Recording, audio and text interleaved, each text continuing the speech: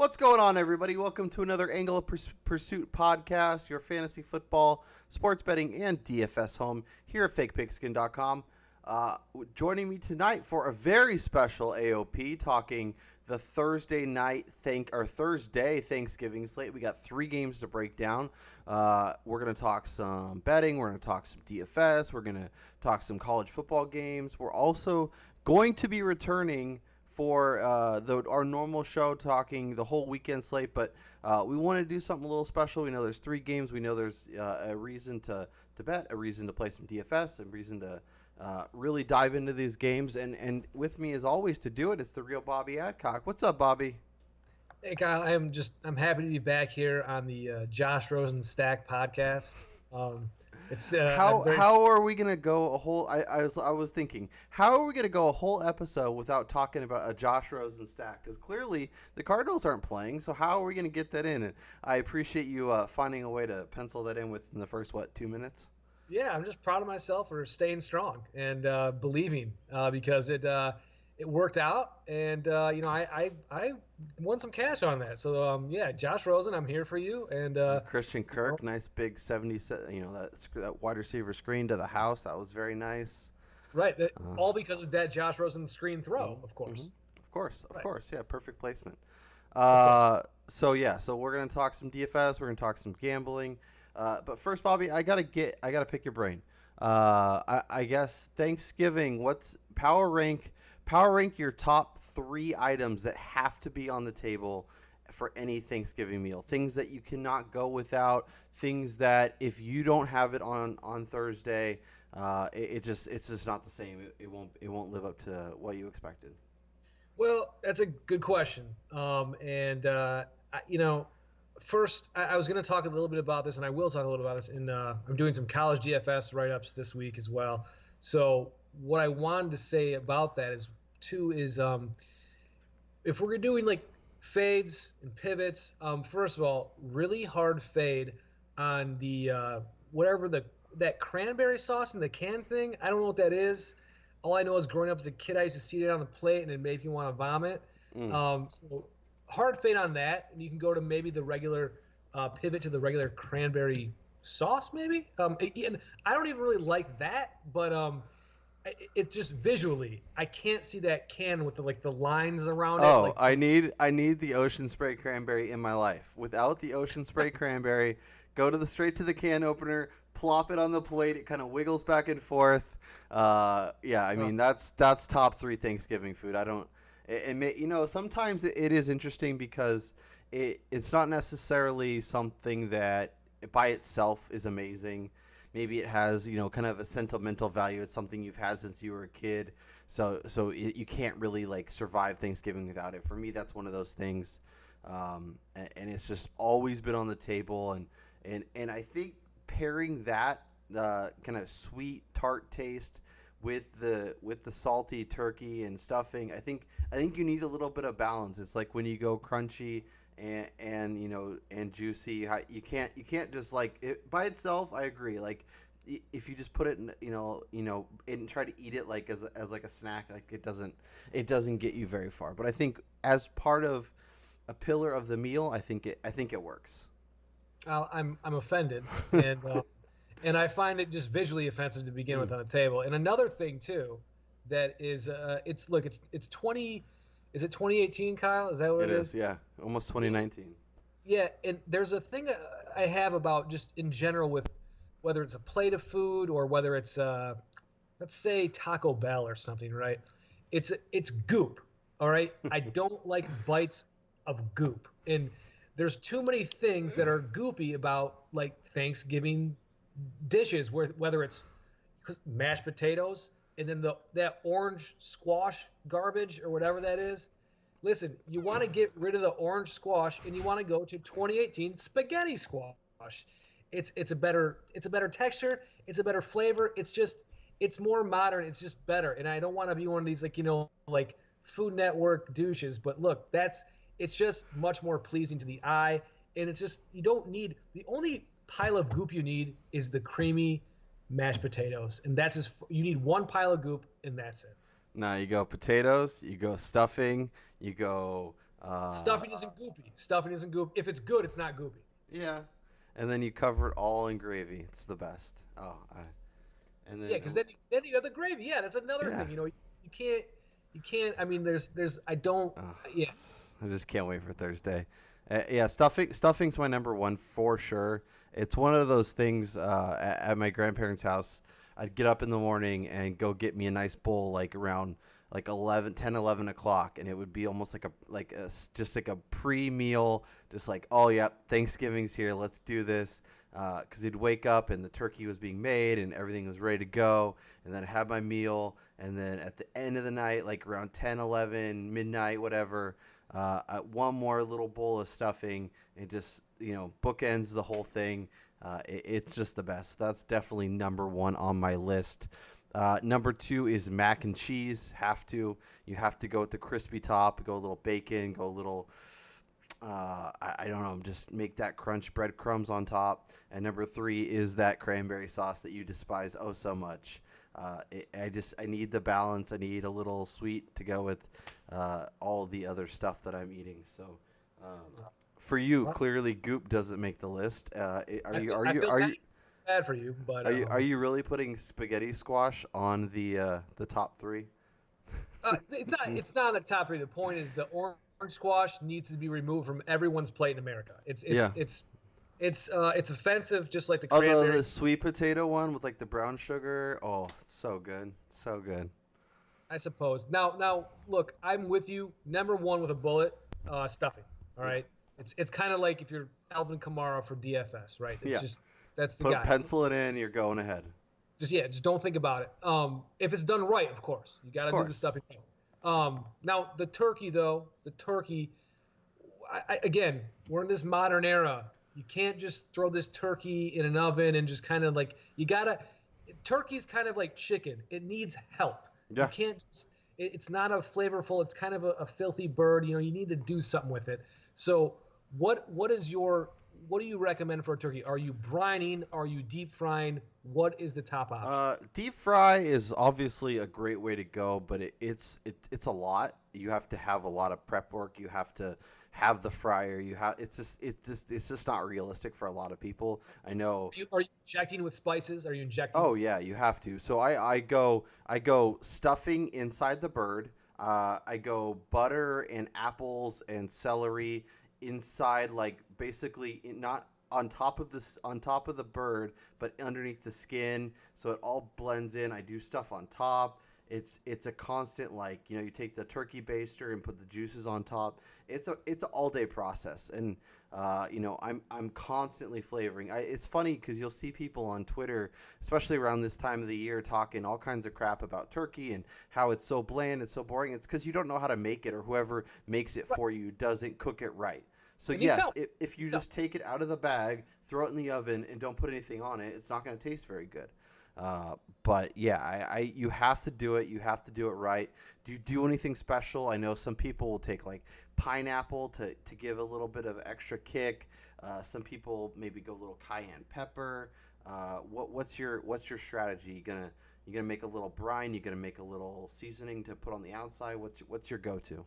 The last couple of years, we deep frying, but we've switched to kind of the brine the last few years, where it's kind of just sitting like overnight in a bag, and so we've done that with different ingredients, and it's turned out really well. And like you said, turkey, it's like chicken. It needs help. You need to doctor it up yourself. So when you do it right, the turkey can be excellent, and it can be a good main course. But yes, it's not. It's not exactly steak to begin with. So, Right. yes. But I'm going brine again this year, I believe. My mom does something a little different. My dad does something a little different. So we'll see. But I know at least one will be doing the brine. With that said, let's dive into this slate. How involved are you? Are you going to be able to be on the couch while the cooking's going on? Enjoying the football games, enjoying the slate. Or are you diving into the kitchen, getting your hands dirty, catching games when you can? What's your game plan for Thursday? Well, aside from avoiding certain relatives I don't want to talk to, that are awkward and Yeah. I don't really care for, Um, I will be helping out here and there, doing whatever is requested, of course, um, and just be kind of a sous chef or Yeah. whatever what have you. And then yeah, I mean I'll be going back and forth. There's a TV in the kitchen that we'll be kind of glancing at. So yeah, I won't be dialed in, but yes, involved. Yourself? Yeah. Well, I can. I just picture you going in, filling up your wine glass, kind of making a few little comments about, yeah, oh yeah, you think you need to do that, and grabbing a little appetizer, and then make it a lab, make it, feel like you're involved, but you're not actually really doing anything. It's the ultimate go to. I think I will start the day on the couch for sure. I will be watching your Lions against those Bears, and we'll dive into that here in just a minute. And then it's a lot of pretending to kind of be involved, but not really, and a lot of couch, a lot of football, a lot of conversing with different people at the house, really just catching them up on the NFL season. Really giving them all my knowledge so they can really return home and feel good about what they've learned from our Thanksgiving. So I give and then they thank me. So that works. Well, I'd like you to provide some knowledge right now for me. So let's jump in. Let's talk this. So we got 3 games. We got like I mentioned, we got your Lions hosting the Bears. We got the Dallas Cowboys hosting the Washington Redskins, and then we have the New Orleans Saints and Atlanta Falcons. Now, which backup quarterback are you most excited? Because there is a seemingly very good chance, according to reports, that we could be having both Chase Daniel starting and Colt McCoy.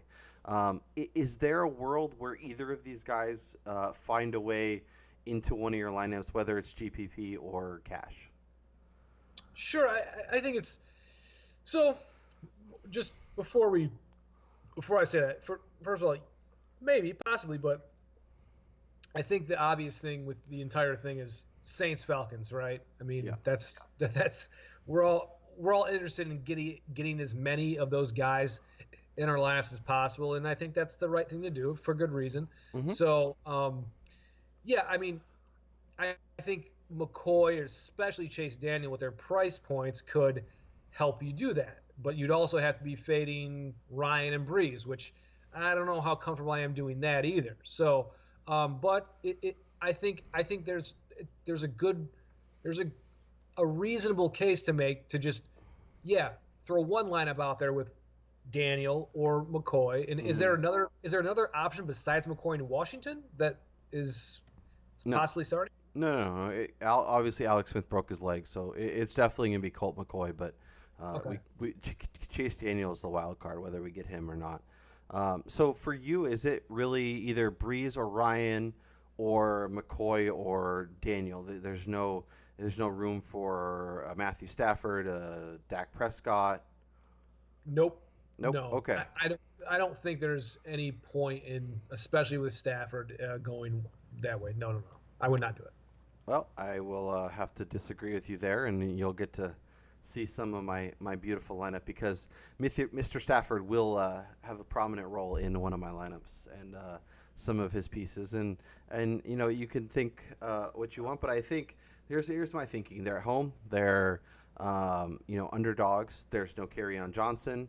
We'll talk some Bruce Ellington. We'll talk some Kenny Galladay. We'll talk some Bruce Ellington. Michael Roberts, assuming he's healthy. Maybe a little Theo Riddick out of the backfield. I don't know.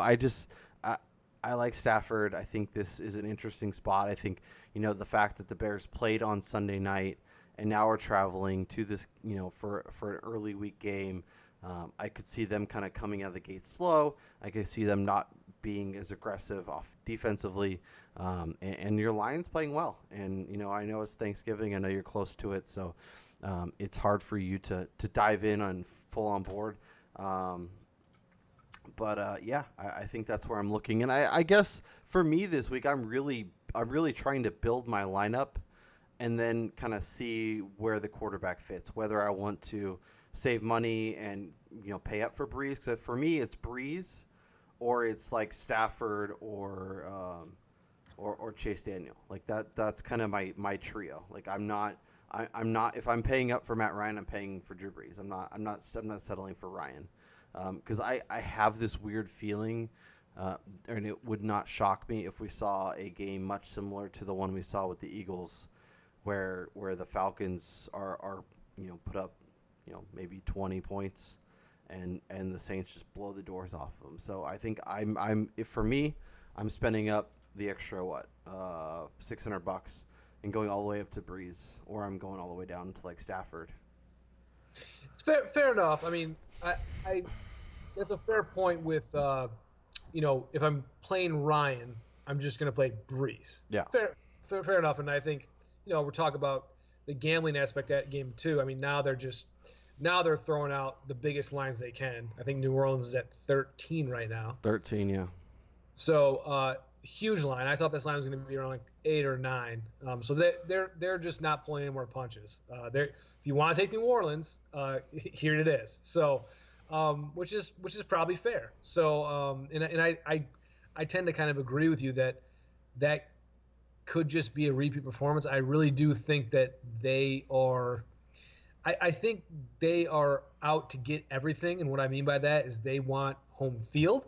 Mm-hmm. They want the bye. They want it all for the playoffs, and I think they want Drew Brees and to get the MVP. I think they want all the awards for every position they can get. So I think they're just all in on everything. I really think they want to go after everything they can for the regular season. So, they've won. I believe 9 straight since. Yep. Not won and covered. So that I think that is a big part into why New Orleans is such a big favorite. Covered 8 straight, right? Yes.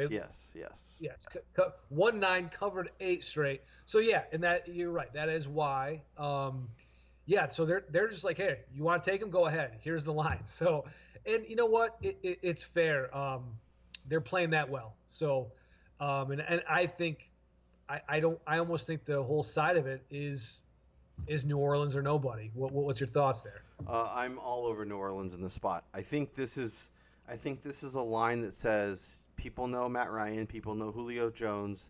They think this is going to be a closer game. They're thinking 13. That's absurd. Why are we doing this? Of course, I'm going to pile on Atlanta. Now I'm looking at the numbers. As I typically do, 67% of the bets on New Orleans, only 30% of the money. That's terrifying to me. That screams Joe Public's all over New Orleans here, and the smart people are backing Atlanta. But as a team like New Orleans, like we mentioned, is trying to keep pace with the Rams, and if they win out, they're getting home field throughout because they have that head to head. So I think New Orleans is going to do what they can. I think, it really scares me because Atlanta lost at Cleveland. They lost at home to Dallas. The defense is just a complete dumpster fire. And we saw last week what happens when your defense has problems in the secondary. And Philly just had no answers for anything New Orleans did. Traquan Smith is looking really good. We'll see if Brandon Marshall gets any run. Obviously, Michael Thomas. And with that being said, if I'm starting my lineups this week, Alvin Kamara and Mark Ingram find homes in my lineups. I'm playing both of them. I think that is very appropriate to play definitely Kamara. I don't think I'll have a lineup without Kamara or Thomas. So I think that's find a way to get those guys any way you can in your lineups. So I like that, and if you're going, so I think we both agree. We're both like we're both all in the Saints. I think if you've been betting the Saints, like they've been part of my picks the last 2 weeks. I think at this point, you're just. I mean, it's kind of hitting the easy button, but it is that easy. Hey, so if they're gonna give it to you, take it. Take the candy. Sometimes, and you may get smacked when it's because sometimes when it seems too easy, it generally is for a reason, and they end up taking it. But I think this big number screams take New Orleans, and all those points. I know they're division rivals. I know it seems like there should be a lot. This game should be closer than 2 touchdowns, but I could see New Orleans winning, 45-21, 45-26, something like that, and covering with ease. So let's talk. I want to use this as a jumping off point to talk Dallas and Washington. Obviously, Colt McCoy is starting, not Alex Smith. The line opened at 9.5 in favor of Dallas. It's now down to -7, -120. As much as I like Alex Smith, he hasn't been playing that great.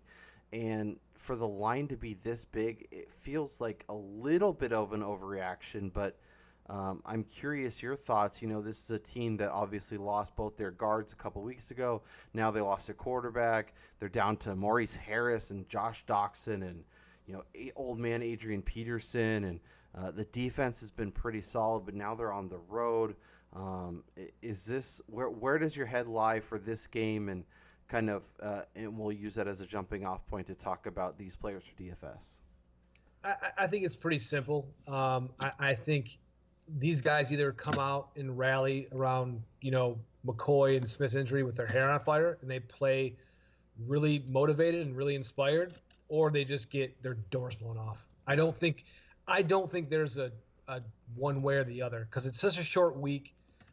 They're the ones traveling, and they've just had their season kind of flipped on its head, and you're either going to respond accordingly or you're not. It just feels like a game where it's going to start out and they're gonna be live and they're going to play up, or one bad thing's going to happen and Zeke Elliott's going to break off a 50-yard run or something, and it's going to be lights out. Yep. And I would tend to say I think with the short week and everything, it's just a tough spot. I would say maybe take the point, or maybe take Dallas and lay the points, but I don't necessarily trust Dallas either to cover like a big number against a relatively decent team, right? They're not terrible. Yeah, I think defensively they're good enough. I think they can run the ball, which always sets things up for a slower, lower scoring game. That being said, Dallas has really looked much better the past 2 weeks. Obviously, Zeke back-to-back 120-yard plus games. Amari Cooper seems to be getting good with Dak. I think if I'm betting this game, I'm laying the points with Dallas. But I'm going to throw this at you, and I'm going to see what your thoughts are, because I took this today, and I feel pretty good about it, which means it'll probably go poorly one way or the other. I took Dallas, and I took New Orleans, and I teased it down 6.5 points. So I have New Orleans -6.5, and I have Dallas -0.5 point. So Dallas just has to win. When we talked about a pretty good scenario where Colt McCoy comes out, things go poorly, Ezekiel Elliott rips off a long run, and all of a sudden Dallas is running away. And then New Orleans, 2 touchdowns may be too much, but I don't think 1 touchdown is enough. So I'm taking New Orleans -6.5 and Dallas -0.5. So both those things have to happen for me to win. But it's about -120. So, that's pretty good odds for both those teams to basically, Dallas just has to win and New Orleans has to win by a touchdown or more. So because if I write that down on paper right now and it looks so good, because it looks that good, now I'm convinced Washington's going to beat Dallas now. so that did it. Thank you very much. Dallas has won 2 in a row. Everyone's penciling the Cowboys into the playoffs. I'm sure that will be the game. Everybody will count Dallas out. Washington will win and go and be 7-3 and looking really good. And it's really funny. I don't know if you listen to the Bill Simmons podcast with Cousin Sal. They go play Guess the Lines, and they talk about every year they have a Shakey's Pizza game, which is this terrible pizza place in LA where the Fantasy Football League goes to. And there's always some garbage game with some terrible quarterback.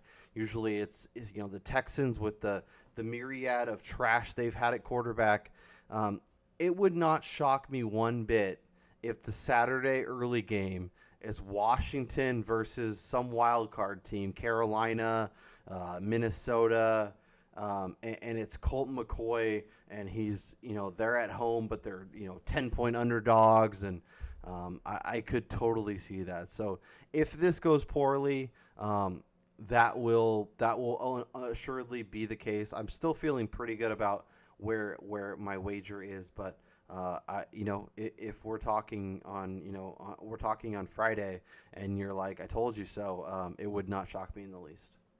Yeah, and I think there's a reasonable case to be made. That is there that do we know that there's that big of a drop off from Alex Smith to Colt McCoy? I don't really think there is, and that's the thing. So, Yeah, if Alex Smith was under center, is this game a touchdown? Is this game? This game is probably what, 3.5, 4.5, somewhere in that range.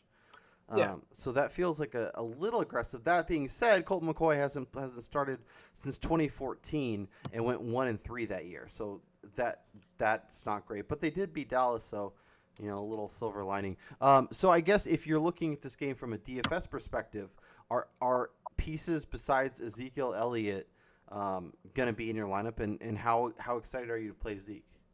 Um, I don't love this game, especially with like a lot of unknowns with injuries right now with Mm-hmm. Redskins, like Chris Thompson. You just don't know. Jameson Crowder, we don't really know. So I don't like right here, right now. I don't love this game at all.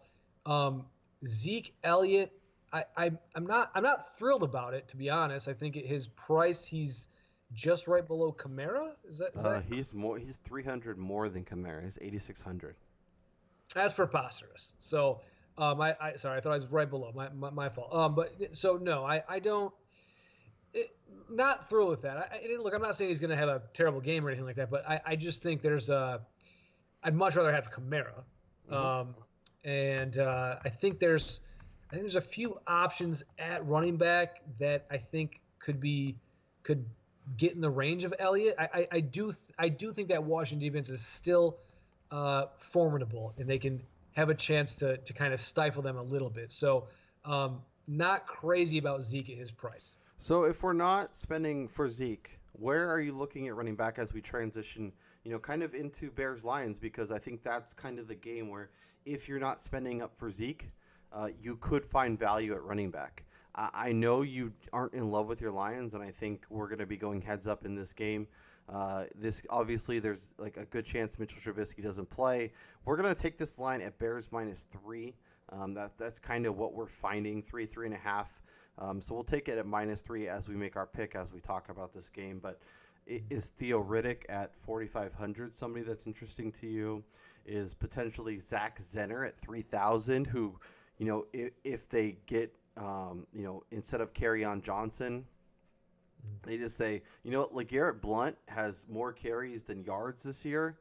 I know he could get a couple touchdowns, and that could make him kind of interesting at 3,400. But the Zenmeister at 3,000 is really, really interesting. Or are you looking at one of the Bears running backs, Jordan Howard, Tariq Cohen, as potential options if you're not playing Zeke? So, yes, and just to get this out here real quick, obviously Saints Falcons is the game to be played. We all want a piece of it, right? I get it. We're all targeting players in that game. If I'm targeting players in any other game, and like from a team standpoint, I'm all Bears. And I know Trubisky might not play. Gambling, I don't care. Clifford the Big Red Dog could be playing quarterback for the Bears. I don't care. They're going to win this game, and that run defense is still an issue, even with Snacks there. It's just still getting blown up all the time. They played pretty well last week, but that was before getting basically butchered for 3 games in a row where season was on the line. So, and they had Snacks for 2 of those. So, the one thing I will say as far as DFS goes for the Lions is I think Riddick at 4,500 is a great play for running backs. I think since he's been healthy, and now you have, especially with Kerryon probably very unlikely to play. He's already been ruled out. Okay, so he's gotten the last 3 weeks, he's gotten 8, 7, 8 targets. He's very involved in the passing game now that Tate's not there. They're lining him up all over the place. He's lined up in the slot. I wrote about him a little bit week on running back rankings or a couple weeks ago. I think Riddick's a really solid play at his price. Yeah, I can't say I disagree.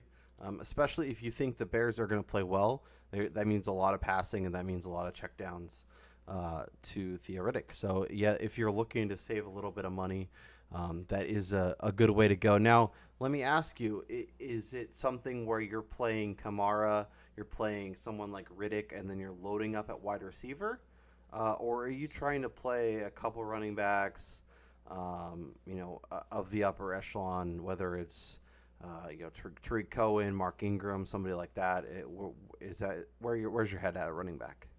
Well, I think you want Kamara. Obviously, I want Kamara, and then I'm willing. The duo Ingram Kamara duo. I don't mind that, but after like Ingram, I probably look past anyone in that upper range and go right to either Coleman for the Falcons. Mm-hmm. He's in the $5,000 range, or yes, Tariq Cohen, which obviously I love the Bears, and I even think Jordan Howard is still. I think his price it's gotten so low.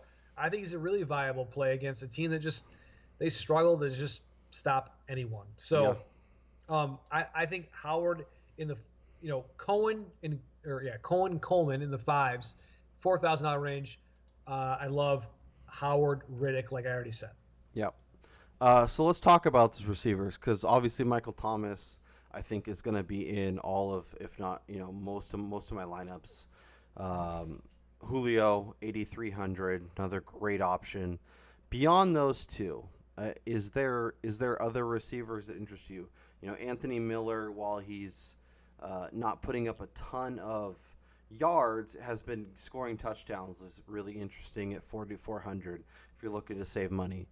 As teammate Allen Robinson, 5,500 if you think they're going to throw all over the Lions. Amari Cooper at 5,700. I like Cole Beasley at 4,200. The guy that is going to make a lot of my lineups go is Bruce Ellington, $3,200 with no Marvin Jones, no Kerryon Johnson. He had 9 targets a week ago. I think is worth what you'll have to pay to get him in your lineup. Now he is questionable, so maybe he's banged up a little bit and doesn't play. But you'll want to keep an eye on that. But I think if he plays, he is almost a must start for me, as much as Michael Thomas or Alvin Kamara. So is Marvin Jones, is he ruled out? It's not official, but that's the likeliest scenario. Okay. So in that case, yeah, I played Ellington in a lot of my GPP dart throw lineups last week, and he acquitted himself really nicely. And I watched obviously a lot of that game. I watched all the Lions games, and he was really dependable, reliable. Stafford looked his way a lot on short throws, and I think he's one of those guys I think is safe. His floor is very safe for his price. Mm-hmm. You're gonna get something from him, so you can feel good about plugging him in, going, okay, I'm gonna probably get double-digit points from him. So that, yeah. I think in that respect, yeah. When you're trying to play Kamara, Michael Thomas, Julio, you have to find salary savings somewhere, and I think he's a great option. And so I'm with you on Ellington. Obviously, I've already said I'm big Bears. I think Gabriel and Miller this week make for good plays like that, as well as low cost plays. And I even think Trey Burton, he's not. He's been a little spotty with his production. He's had one really big game. I wouldn't expect that, but I think he could have he has a nice floor, I would say, at least at like 4,100, 4,000. So I like him too. I love Trey Burton this week. I'm actually helping Ben out and doing tight end rankings this week, and he is my 6th rated tight end this week. So I'm a big fan of his. I think he could have a nice game, and I think that's a good way to look. Something you've done before that's kind of helped make lineups work, and it's not ideal, but it definitely works, is you can play 2 tight ends and you have one at your flex. So So maybe it's a Trey Burton with somebody else, and when you're trying to get Breeze and Kamara and Thomas and Julio, and you're trying to make all these lineups, you're trying to make the lineup work. That's definitely one way to kind of go about it. Yeah, and one of those guys I think you could throw in there is Josh Hill. I think he's Hmm. 20 dirt cheap 2,500. And another guy I wanted to mention just as a cheaper guy, and I wondered, I was looking at him thinking, short week, short week. Um, the running back position has really been two guys for the Falcons. Do you think there's like a potential situation where Ito Smith gets just a little more work because Tevin Coleman has gotten a lot, and it's a short week, and maybe they're just going to kind of try to mix him in just to give him a little bit of a breather. Do you think he has any like upside in that regard? I think in GPPs, I think he makes a ton of sense. Like I think there's a non-zero chance where he's the guy that gets 15 to 20 carries and kind of dominates, and Tevin Coleman gets working maybe the passing game a little bit. But if this game gets going, especially it has, I wouldn't say obviously it's not going to be what we saw on Monday night with the Rams and the Chiefs. But if it's both teams score in the high 30s to 40s, 60, almost 70 to 80 points, like that would not shock me one bit. The, And if the total is like what, 60, right? yeah, let's take a look at that. The total is 60, yeah, and it opened at 59. So yeah, I could easily see this game eclipsing that and then getting almost to 70. So if that's the case, Ito Smith could absolutely be involved. Or if this game gets sideways and New Orleans is rolling, maybe Ito Smith comes in, especially in the second half, and gets the majority of the work. And is good with it. So yeah, I think that's an interesting kind of pivot off of some of the big studs, and at 3,400 makes sense. I think Capri Bibbs in that same kind of vein. 3,300 could make sense. Obviously, with Colt McCoy in there, maybe a few more checkdowns. If Chris Thompson's out for this game, no Jamison Crowder, that he's going to have to throw it down to somebody. And maybe he kind of is a Theo Riddick light at $1,000 cheaper could make a lot of sense. Yep, I agree with all that. I think those are the most like sensible low cost plays, right? Ellington, Ito Smith, and a couple like Bear receivers and tight ends. I think those are very reasonable low cost options. Yeah, I don't hate the Lions tight end either. Roberts will be my guy if he plays at 2,500. If he's out, Luke Wilson becomes interesting. He's also 2,500, so that's just pay attention to who's active. Someone's going to have to catch the ball there, so be aware. Now, defensively, we kind of talked Cowboys Washington. Is Dallas a slam dunk at home, even though they're 3,200? I know you've been pretty pro Chicago, so the Bears at 2,900 on the road, that seems like a nice value. Where are you looking defensively? Yes, I'm looking at the Bears at 2,900, as you would imagine. Kyle, the Lions are like that little canned cranberry sauce on your Thanksgiving table, and I'm telling you that Panthers team was not taking the game seriously, and I don't think the Bears, at least defensively, are going to be like that. And keep in mind, this is a team that is 2 weeks removed from, I believe it's 2 weeks from giving up 10 sacks to the Vikings. So, and that I think, would you agree that the pass rush of the Bears is slightly better than that? Yeah, just a little bit. Especially, there's this guy named Khalil Mack. I don't know if you've heard, but he's pretty good at football and gets to the quarterback a lot. So, yeah, that seems pretty. It seems like it could get in that ballpark for sure. And it might sound like anger coming from me, and it is, because I actively want the Lions to lose to improve their draft position because their season's over. But of course, they go out when their season's already over and they win meaningless games. So, yes, I am hoping that Khalil Mack wreaks havoc, and I think they will. I really do. I think the Bears will take care of business. I don't care who's playing quarterback, to be honest with you. So, yeah, I'm at the Bears 2,900. Where are you looking at? So I do like the Cowboys. I like that they're at home, 3,200. But if I'm going to pivot off them, I like your Detroit Lions, and I know you're going to call me crazy. I know you're going to spit out whatever you're drinking, but 2,400 against a backup quarterback. I know you're excited about the Bears, but I think you're also a Lions fan who has been really frustrated with the way this season's gone. I could see Chase Daniel not having a great game. I could see the run game kind of being sluggish because the defense has to load up, knows that Chase Daniel's not going to beat them. And at $2,400, makes lineups a lot easier to put together. And I don't hate Detroit at that price. Good for you. It's fine, Kyle. Good for you. If you have to do it, you have to do it. I understand.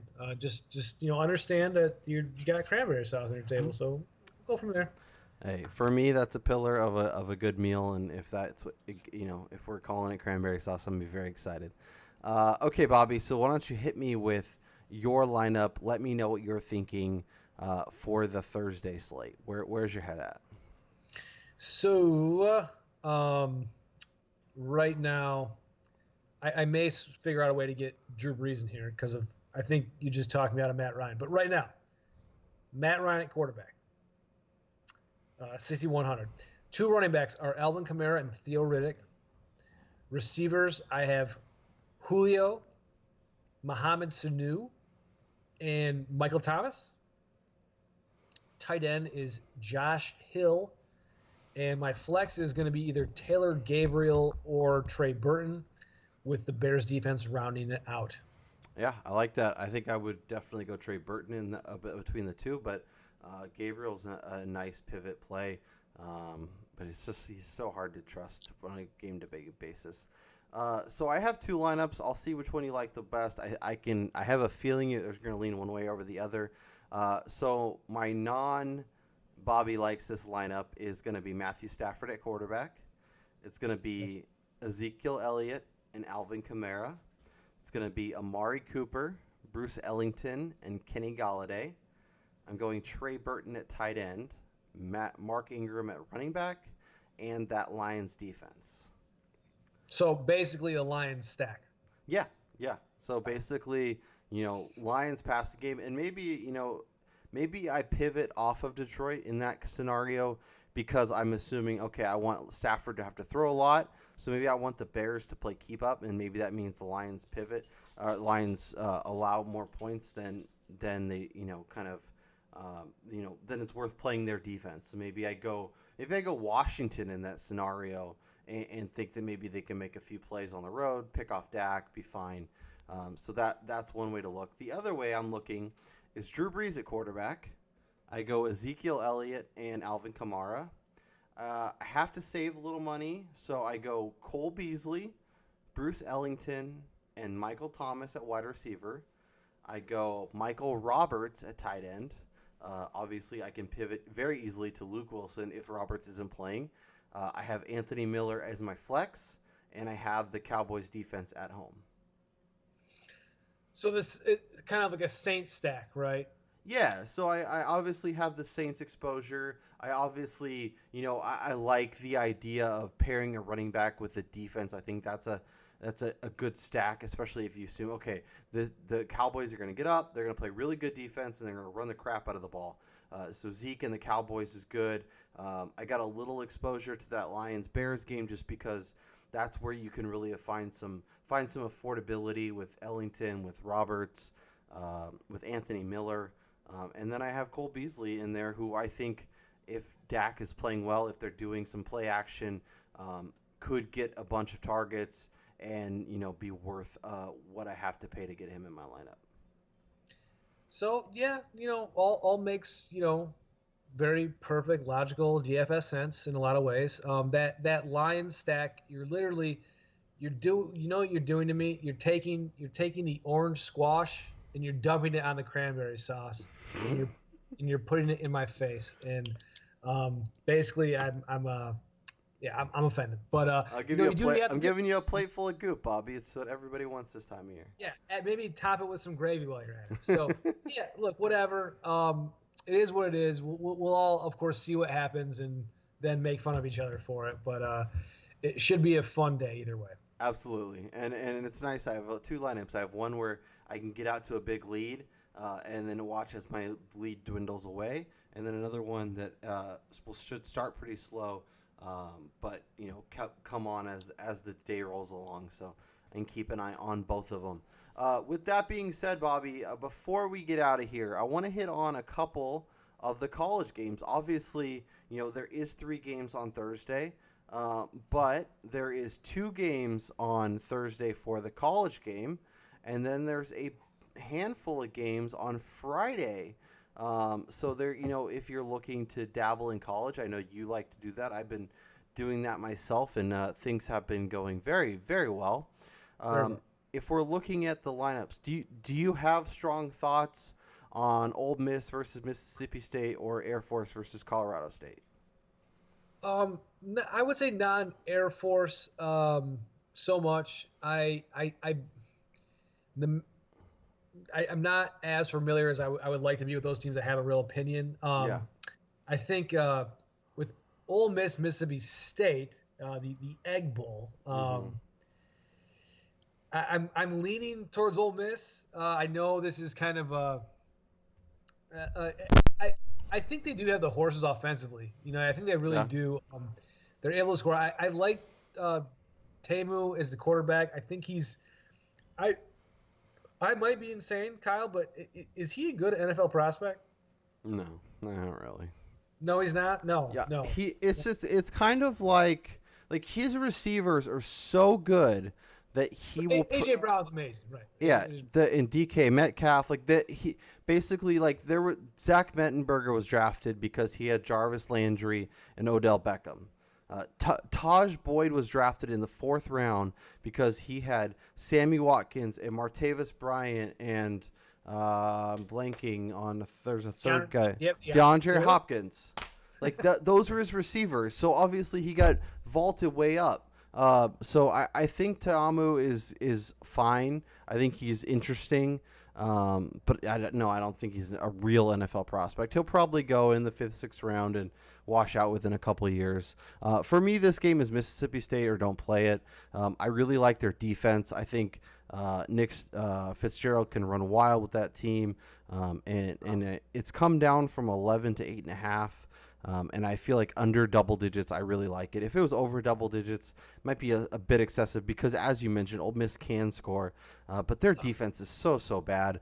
So if I'm playing this, it's Mississippi State or bust. Heading to Friday, I like Memphis. I think Houston's offense is so scary. If you're doing college DFS, I think this is going to be a game you'll want to target and get some pieces from because I think both these offenses can do a lot. And the over-under is up at 76. Maybe I just take the over and enjoy that game. Is there any other lines on Friday that really stand out to you that you're looking to target? Yeah, well, and I just want to mention I will be dropping kind of a Friday write-up hopefully tomorrow. I'll be doing that. So for DFS purposes and for gambling purposes, it kind of goes a little bit hand in hand. You mentioned that Memphis game. A note on that, too, is Houston's star quarterback is out for the season. Oh, De'Aaron King's out? He's out. So that's why that makes a lot more sense about that line now. And so that's a total wild card, and it's I think even for DFS purposes, I think it's gonna be really. It's hard to even trust a lot of their position players now. I don't know what to think really. And yes, their whole philosophy is kind of outscoring people and trying to use that as to overpower them with their offense and not really defense, whatever. So it makes Memphis's offense, especially their running backs, really appealing. And they're priced accordingly. So if you want that, you can do that. But I don't. So for gambling purposes, because of the backup quarterback, I don't know how to think about that. But for betting, I will say going to the Civil War in Oregon. Oh. Oregon State, not a good team, right? No. Really bad. Oregon, not a bad team, but this isn't like your run-of-the-mill, really good Oregon team, or I think they're an average Pac-12 team, maybe slightly above average. I think they're a below-average team that has Justin Herbert kind of vaulting them up a little bit. Yeah, and so I think and they have trouble, kind of like we talked about last week with Oklahoma State and Westbah. They just have trouble like stopping people and like closing. They can score, they're going to score their points, and I think they're going to win this game for sure. But I think that Oregon State can score enough and just kind of put up enough points to just cover. I have it at 16.5 right now, so I'm going Beavers here, plus 16.5. I think they can get that covered. And the other couple of games I want to talk about quickly was Mizzou is rolling right now. Yeah. They've been on fire. They're going against a bottom of the barrel SEC team with Arkansas. It's their senior day. I just think they keep it going. They got a lot of good things going for them right now offensively, also defensively. And I think they keep it going. It's a big number, 22.5, but Yep. they've been kind of putting big numbers on people. So Yeah, I like it's climbing too, but 99% of the money, while 78% of the bets are on Mizzou, so that's obviously the right side. Back to the Civil War really quickly. I watched that Oregon-Arizona State game really closely. Oregon got up pretty big and then kind of just sat on the ball in the second half. It seems like that's kind of their thing to do. So you may look at Oregon up 3 or 4 touchdowns in the first half and go, that ticket's a waste. But don't be so quick to write it off. Oregon State can score a little bit. That's probably a stay away from me. But yeah, I think if I'm taking that game, I'm taking the home team and the points. I want to talk Oklahoma and West Virginia. I think that's a very interesting game. The total's up to 84, and I think I like the Mountaineers in this spot. I think they're getting almost 2.5 on. I think they can win this game. Obviously, if they win this game, they have a chance at representing being in the basically Big 12 championship with Texas, I believe. So obviously both teams really want this. And maybe I'm a little biased because I am an Ohio State fan looking for ways to get Ohio State in the college football playoff. I think if Oklahoma wins this and wins the Big 12, they have a really good shot. Even if Ohio State wins, obviously the college football rankings came out and Ohio State's got dropped behind Central Florida after that stinker they laid it in Maryland. But I think a big win against Michigan would do a lot for their season, a lot for their stock. So obviously we'll talk the whole Saturday slate in our next episode, which we'll record sometime on Friday. Do you have thoughts on the Apple Cup, West Virginia, Oklahoma? I like UCF getting those points. I think USF is vaulted up a little bit too much from kind of their hot start, and I think UCF showed how well they can play on Saturday night. I think they win this game super comfortably, win by well over 2 touchdowns. But what are your thoughts on kind of any of those games? I agree with UCF. I think they kind of I think they kind of proved their point last weekend. I thought Cincinnati was actually had a chance of giving them a run for their money, and that was not the case at all. So and I think I'll talk about them in a second too. But so I'm with you, UCF, and I agree that West Virginia, Oklahoma, that's in West Virginia, correct? That is correct. So I kind of looked at that game a little bit, and I think again, last week we talked about, I think the last couple weeks, maybe we talked about Oklahoma, and like they just can't. They're just trying to outscore everybody too, right? Mm-hmm. And they can do that.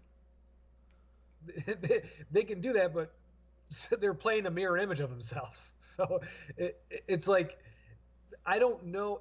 To me, it's a game that just comes down to turnovers and who finishes drives, who converts the red zone into touchdowns, Mm-hmm. and that's kind of it because no one's going to stop anybody. And I think to me, this is a night game. West Virginia just came off a devastating loss. I do think they're still a very good team. Yep. Definitely a very good offense, and I think their defense is not. They I don't want to say they choked, but they got a little rattled in that game in the second half and just didn't respond very well. I think they respond well. I think they have a legit head coach. As much as I like to make fun of his haircut, I think he knows how to get these kids fired up, and I think Oklahoma's in trouble here, and I do think West Virginia gets the win. They've allowed Oklahoma's defense has allowed 40 plus points. They allowed 40 to Kansas, To which Kansas. Kansas has some offensive pieces. They're heading in the right direction. I think hiring Les Miles was a great step in that, kind of becoming like That's not a amazing. mess. That's amazing, by Yeah, the way. yeah, not a mess of a program on a week to week basis. But yeah, they went at Texas Tech, should have lost that if Alan Bowman plays. They went home for Oklahoma State, almost lost that. 2 point conversion basically cost them or cost Right. the Cowboys, and then they allowed 40. They were 21 Yeah, point favorites. yeah. So I think this is definitely a spot where West Virginia could step up, and I kind of like that they lost last week because they're going to come together. I think they're going to play better. And as we transfer into that Cincinnati game, I kind of like them rebounding in a big way. I know it's almost 3 touchdowns now, but East Carolina is not good. I think Cincinnati can cover that 3 touchdown spread.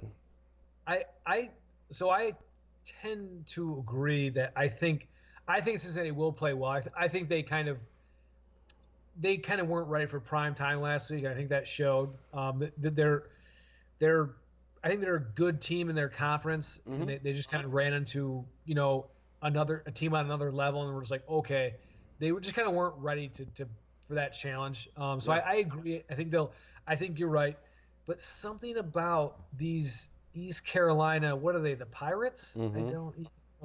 Something about this pirate ship. I've followed them for DFS a lot this year, and they've helped me out in some of those contests. And Holton Ahlers, they got this big freshman quarterback. He's a southpaw.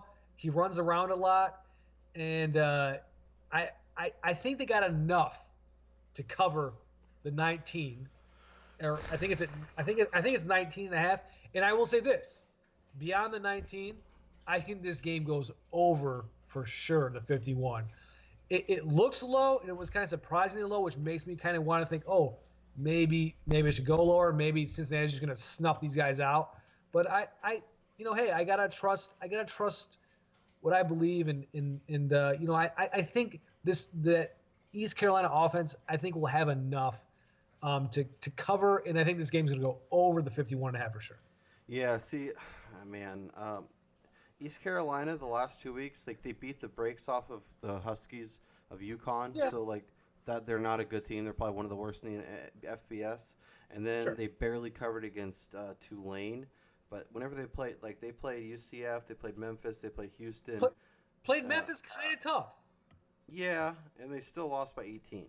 Right, 18. They lost by 27 to UCF. They lost by 22 to Houston with Derek King. I think Cincinnati. Obviously, UCF is way up here, and they're aboard. They're definitely a New Year's Six type team where Cincinnati in conference you are in the AAC is a really good team, not necessarily a great team, and I think they cover the 19 and a half. But we'll have to see. I mean. I'll definitely have my college football plays up. I'll probably post it Friday. Maybe I'll try and get it up Thursday, but it'll probably be Friday. So be on the lookout for that if I have any super strong takes on any of these games, or especially the Saturday slate, which my team plays that team up north. So I'm looking forward to that. But Bobby, I think we covered everything. I think we talked all the games. I think we got you set for DFS. I think you're ready for Thanksgiving. So enjoy time with the family. Enjoy some delicious food. Hopefully win some cashola.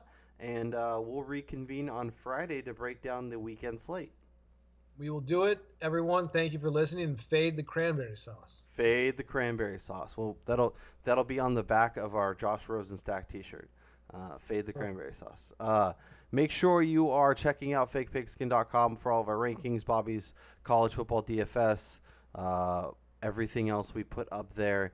And like I said, we will be back. So check on your iTunes, on Spotify, on Stitcher, YouTube, wherever you get the pod. Check that out. But for the real Bobby Adcock, I'm Kyle Robert, and we'll talk to you guys next time. Good luck, everybody.